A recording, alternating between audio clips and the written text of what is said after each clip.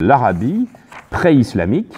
Où sommes-nous? Qu'en sommes-nous? Que se passe-t-il dans ces pays-là? L'apparition de l'islam, le milieu, ce que j'appellerais le milieu géographique et humain.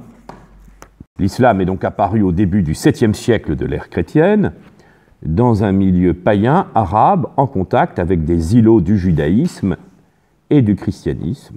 Le paganisme arabe, la religion des Arabes, importante, mais nous pensons aujourd'hui qu'elle n'était pas aussi importante que les musulmans le disent. Et avec une réalité importante qui est la litholatrie. La litholatrie, l'adoration des pierres. Les pierres ont toujours joué un rôle très important dans l'histoire des religions. Les pierres précieuses, les pierres philosophales, les pierres guérisseuses, les pierres polies, les pierres masseuses. Enfin, vous avez toutes sortes de pierres qui jouent un rôle très important dans l'histoire des civilisations. Alors, commençons par ce paganisme, la civilisation tribale des Arabes, pour bien comprendre ce qui se passe. D'abord, pour comprendre un peu cette civilisation tribale, nous sommes dans une population arabe qui vit dans de vastes espaces de désertiques. Tout est aride, les hauteurs sont absolument dénudées, et rien ne recouvre les rochers, les falaises, les cailloux. Seuls les lits de torrents, que de très rares pluies remplissent pour un jour ou deux chaque fois, conservent en sous-sol des restes d'humidité qui permettent à des touffes d'herbe espacées de pousser. Parfois, quelques arbres arrivent à tenir et leurs branches épineuses servent de nourriture à des chèvres. Tout ça est important pour comprendre un peu l'ambiance. En revanche, là où des sources existent, il y a une végétation normale qui apparaît avec des palmiers, des vignes, des céréales, des dattes. Tout ça, on verra pour le paradis. On rêve de paradis avec quantité de dattes, de gros fruits, vous voyez, qui sont là. Ce sont des oasis dont l'ombre et la fraîcheur semblent paradisiaques aux nomades après des journées de désert, pouvoir se rafraîchir avec un peu d'eau et avec quelques fruits juteux.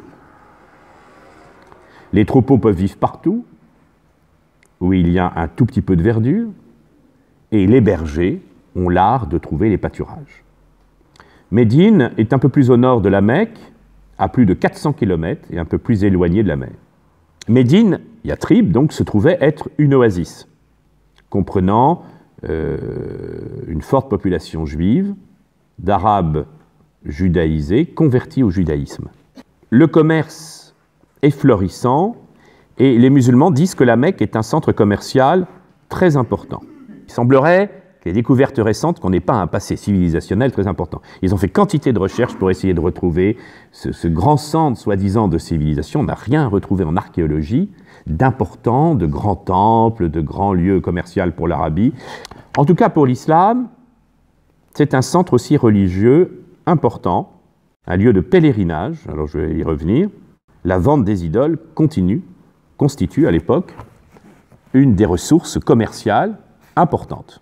L'islam dit qu'il y a beaucoup d'injustices sociales qui se trouvent dans ces tribus, entre autres le mépris des filles. Quand on avait trop de filles, c'était une honte.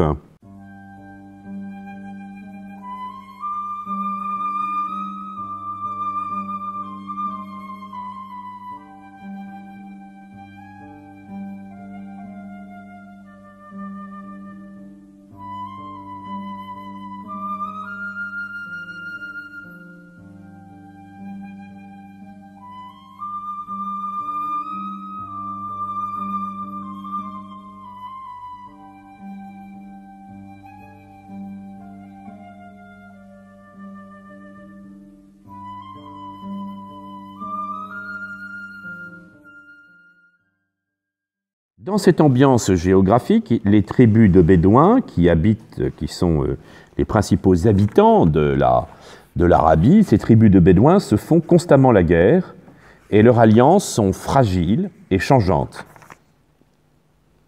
Il n'y a pas d'unité, ni de paix durable.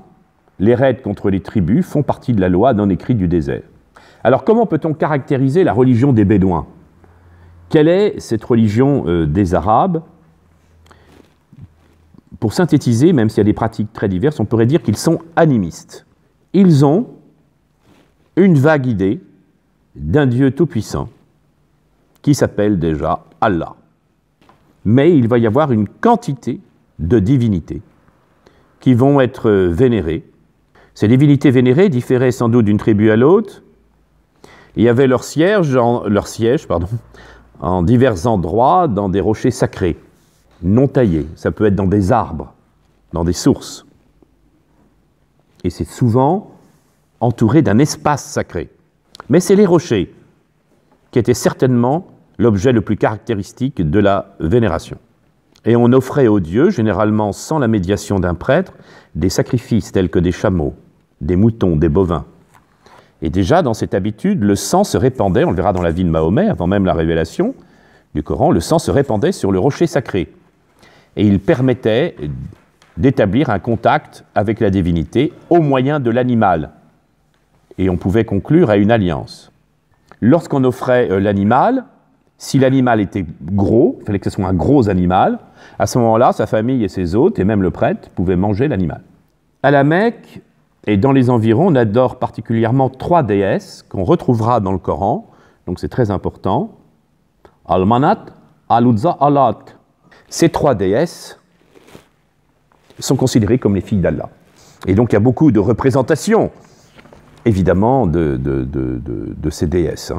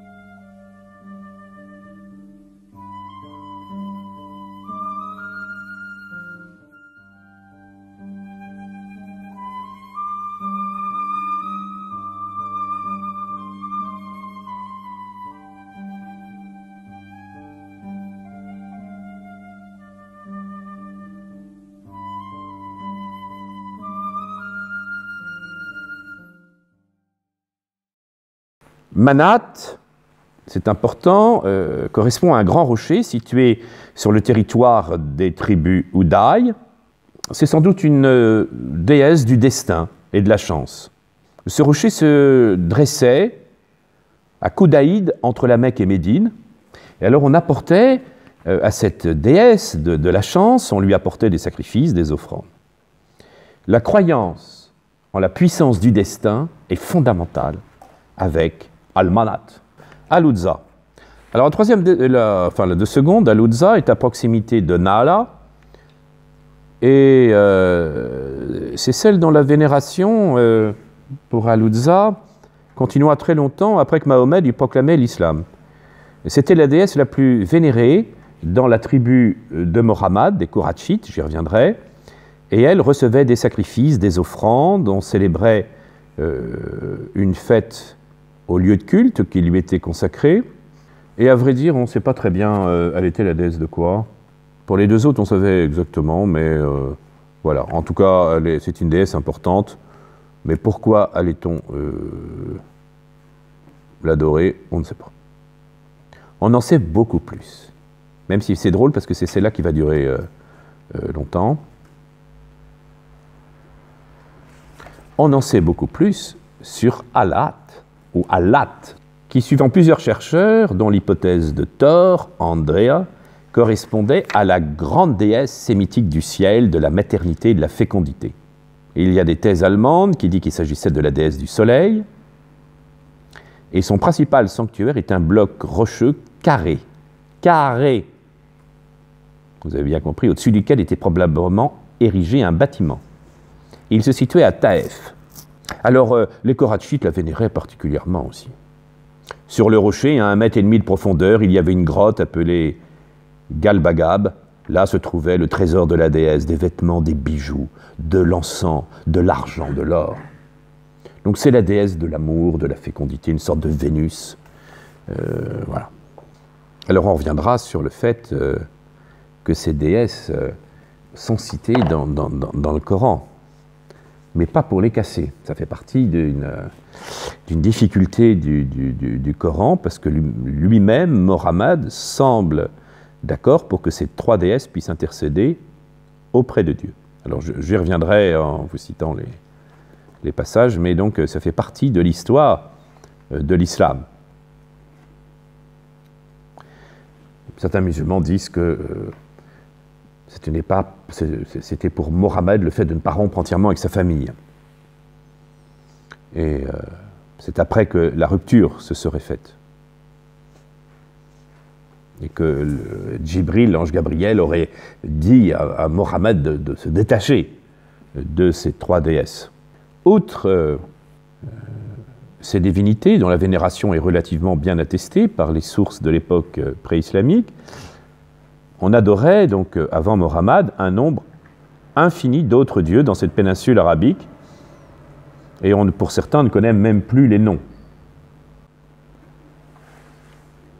Et alors, ce qui est très intéressant, c'est que les musulmans reconnaissent qu'à la Mecque, il y avait déjà la Kaaba, là où il y a le pèlerinage, donc annuel, quand on fait son pèlerinage et on doit tourner 7 fois autour de la Kaaba, eh bien ce pèlerinage fondamental, pour le Hajj, fondamental dans la vie de l'islam, existait avant l'islam. Donc la grande religion monothéiste qui veut rompre avec le paganisme a déjà un pèlerinage à la Kaaba qui existait, et ça c'est reconnu par la plupart des musulmans.